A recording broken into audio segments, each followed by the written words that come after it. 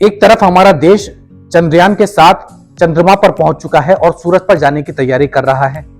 वहीं दूसरी तरफ हमारे देश के ही युवा हमारे देश की ही बहन बेटियों के साथ में यौन शोषण करने में लगे हुए हैं। तो इस तरीके की मानसिकता रखने वालों के ऊपर सोच विचार करने की जरूरत है। अस्सलाम वालेकुम, मैं हूं ताहा नसीम, आप देख रहे हैं TNR अब हिंदी न्यूज। मैं आप लोगों के लिए लेके आया हूं भारत, इजराइल, गाजा और सऊदी अरब से कुछ अहम खबरें। सभी खबरों के बारे में विस्तार से बात करेंगे। आप लोगों से गुजारिश है वीडियो में शुरू से लेकर आखिर तक बने रहें ताकि सही जानकारी आपको मिल पाए। और चैनल पर नए हैं तो चैनल को सब्सक्राइब करना ना भूलें। तो चलिए सबसे पहले उस खबर से शुरुआत करते हैं जो कि बेहद ही बेशर्मी की खबर आ रही है हमारे पास में। भारत के उत्तर प्रदेश में स्थित बनारस हिंदू यूनिवर्सिटी जो कि उत्तर प्रदेश के वाराणसी में स्थित है। वाराणसी में आपको बता दूं सबसे ज्यादा पवित्र स्थल माना जाता है सनातन धर्म के लिए।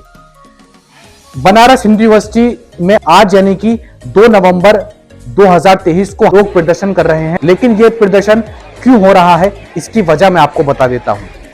कल रात 1 नवंबर 2023 को 1 बजे के करीब एक छात्रा अपने हॉस्टल से बाहर निकलती है और बाहर निकलने के बाद वह अपने एक पुरुष मित्र से मिलती है, जिसके बाद थोड़ी देर चलने के बाद में 3 युवक एक बाइक पर आते हैं और लड़की और लड़के को अलग कर देते हैं गन पॉइंट पर। गन पॉइंट पर रखने के बाद में उस लड़की के कपड़े उतरवाते हैं, उसके साथ यौन शोषण करते हैं और इस पूरे मामले की वीडियो भी बनाते हैं।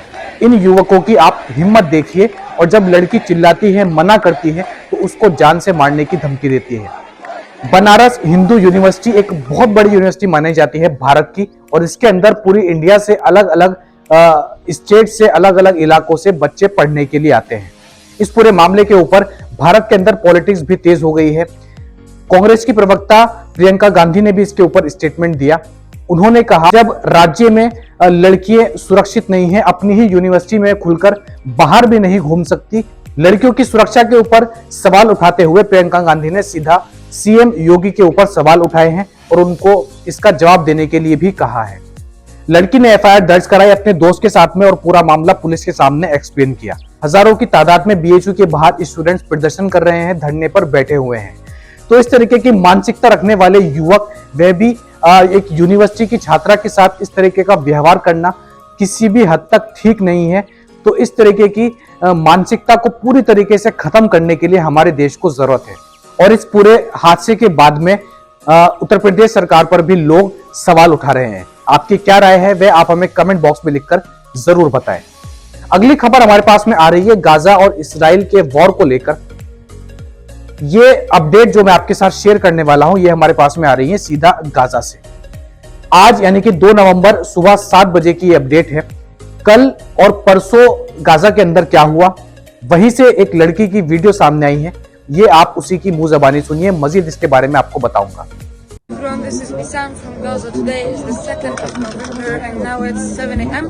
These are some updates of what happened today and yesterday after I lost internet connection and the internet was cut off again on Gaza Strip.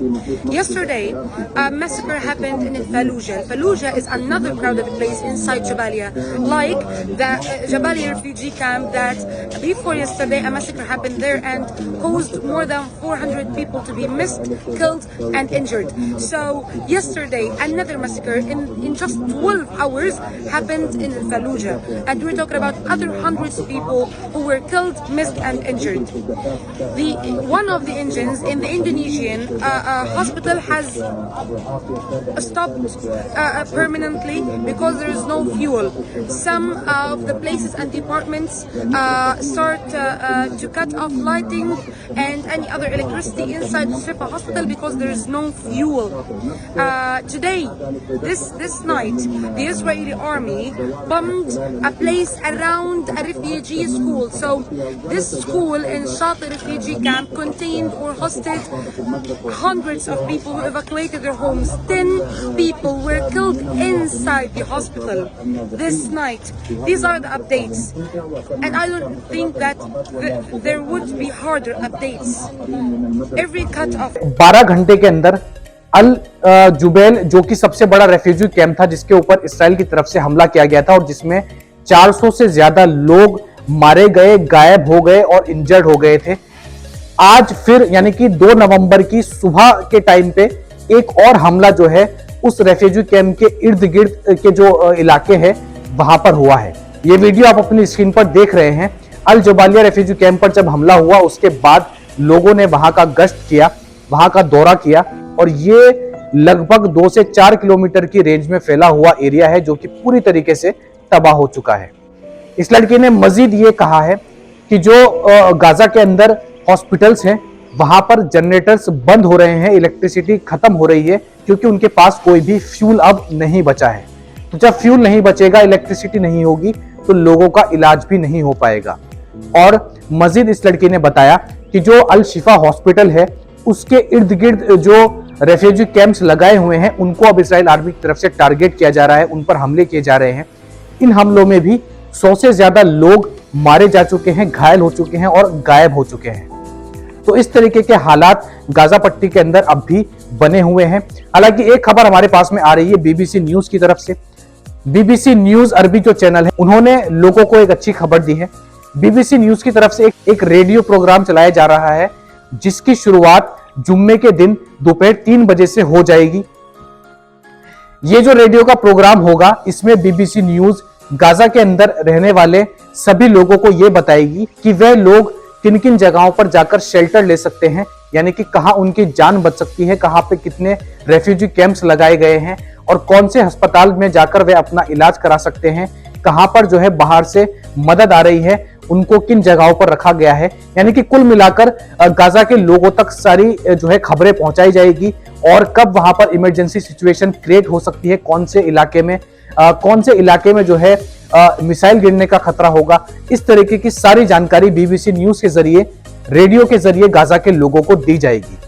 तो ये भी एक थोड़ा रिलीफ मिल सकता है गाजा के लोगों को, जिसके जरिए वे पहले से तैयारी कर सके किसी भी इमरजेंसी सिचुएशन को फेस करने के लिए और अपने लोगों को बचा सके। तो ये थी आज की कुछ अहम खबरें गाजा इसराइल वॉर से लेकर। और बनारस हिंदू यूनिवर्सिटी में जो हुआ उसकी पूरा देश कड़ी निंदा कर रहा है। आप क्या इस पर महसूस करते हैं? आप हमें कमेंट बॉक्स में लिखकर जरूर बताएं। मैं ताहा नसीम अब आपसे इजाजत चाहता हूं। इंशाल्लाह कल आपसे फिर मुलाकात होगी मजीद खबरों के साथ। तब तक अपना ख्याल रखें और फिलिस्तीन के लोगों के लिए दुआ करते रहें।